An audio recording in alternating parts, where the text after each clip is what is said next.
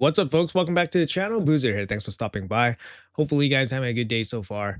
In today's video, we're going to be pulling ancient shards here to participate in the extra legendary event. It's only going to be for ancient shards. We do get these events periodically. What's going to happen is that if I pull a legendary from a ancient shard, I will get a extra one at the same time. Now, there is also a progressive event happening on this day, and I wanted to pull on the second day or the second progressive event because out of all the champions on both progressive event days, the only one that I don't have is actually He-Man, but I really don't care about He-Man other than that he's an exclusive champion. But for my account, I don't think that's a particularly good reason to pull for him. So I decided to go for Pelops, which is the only champion that if I pull a dupe of, it actually builds the Faction Guardian. So I'm going to be attempting to build my Faction Guardians by pulling a second Pelops for the brand new faction for the Argonite. So that's what I'm going to do here. Let's go for a Siege Hulk and then, +4 my Siege Hulk or something. But this is the choice for progressives that I'm going to go for. Now, I want to stress that if you guys are on the fence about pulling for this event, it's definitely a kind of bait event. Obviously try to shake you loose of your shards heading into the Varkos guaranteed weekend. So if you guys didn't know, Varkos will have his own heroes path coming this weekend, or actually coming tomorrow. The news for that did drop yesterday, so it does give people a chance to reevaluate if they want to pull shards for this or they want to pull shards for Varkos. Now, who should be pulling for these types of extra legendary events? In this case, you really want to keep track of your mercy system. Like I said, there are particular apps that does keep track of your mercy. For example, RSL Helper. For example, what I'm using is RSL Extender. And then these are programs that kind of keep track of your mercy while your game is active. Or you can just use pen and paper or an Excel program. But what you really want to do is keep track of your mercy so that you know that you're at least guaranteed your legendary pull within a certain amount of shards. So for example, I haven't pulled a legendary champion in 158 ancient shards. So I'm going to be expecting a legendary around 200-ish, which would be the guaranteed marker of approximately 200. And 20 is the absolute guarantee, but it's very unlikely that you will reach 220%, 220 pulls.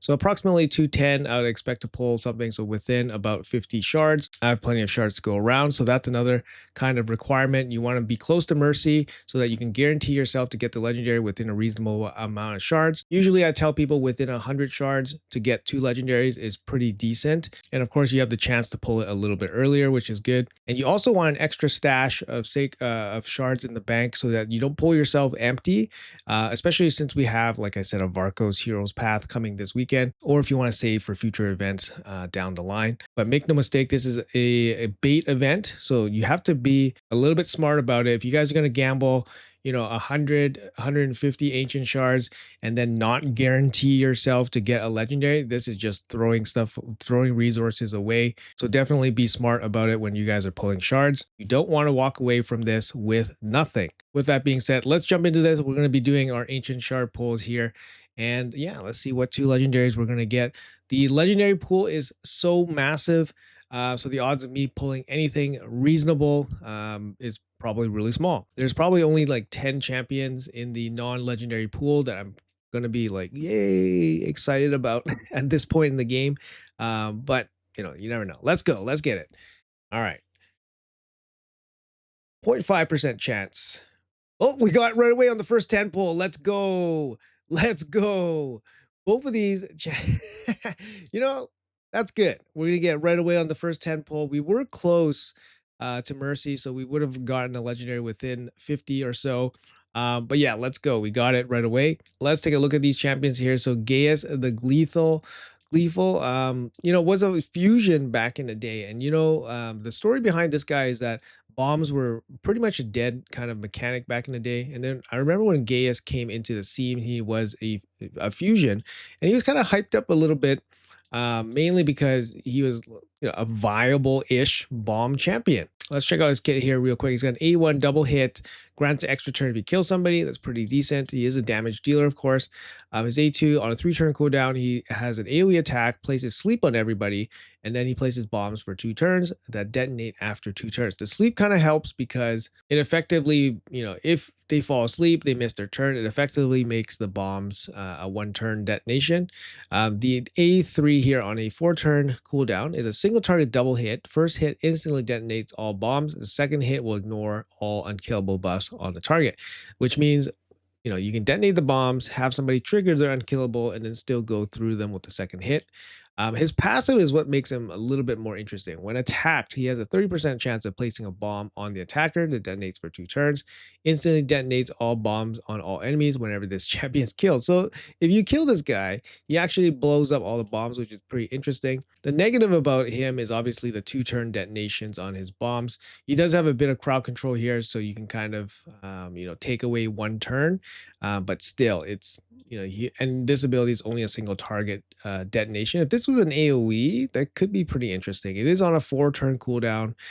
So it is pretty significant duration. I remember when I finished this guy's fusion, I did make a couple fun teams around him. So at that point, bombs were kind of still not viable. So unless you were using something like Astrolith with her health swap or something like in Platinum Arena, then it was more viable. But just as a fun arena farm team, the bombs were still not super viable. For me, not a huge pull or anything like that, but hey, let's fill out those faction guardians, I guess.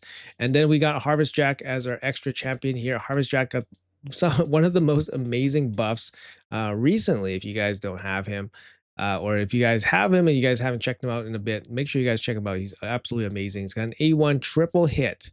Really good chance to steal random buffs, really good chance to place fears.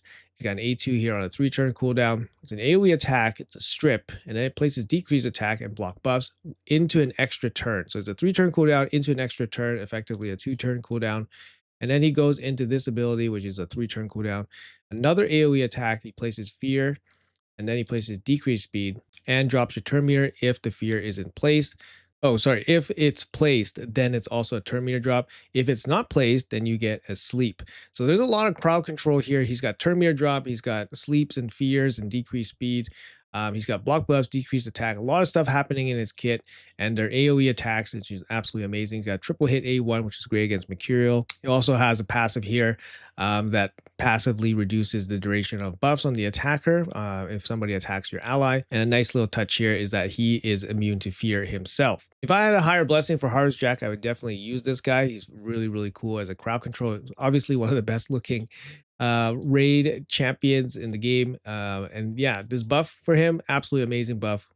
Brought him up from totally useless to actually very useful. But for me, I think he's going to be my second copy, I think. Both the faction guardians for these factions have been filled up. Yes, so that's my second Gaius. I actually have a 6-star Gaius that I don't really use. And then Harvest Jack is a undead. Yeah, that's my second Harvest Jack here. So no real help to the faction guardians or anything like that. But hey, only cost me 10 ancient shards. This is the best case scenario. Harvest Jack is a pretty decent pull. Gaius, not so much. But yeah, pretty good outcome in that we just only pulled 10 ancient shards. Anyways, guys, that's going to be it for this quick video here. Like I said, make sure you guys are aware of your mercies so that you guys can participate in these type of events smartly. Don't overextend yourself. There's always opportunities for these events in the future. Hopefully you guys pulled something nice. Let me know in the comments below. Thanks for watching till the end, guys. Have a great day, and I'll see you guys in the next video.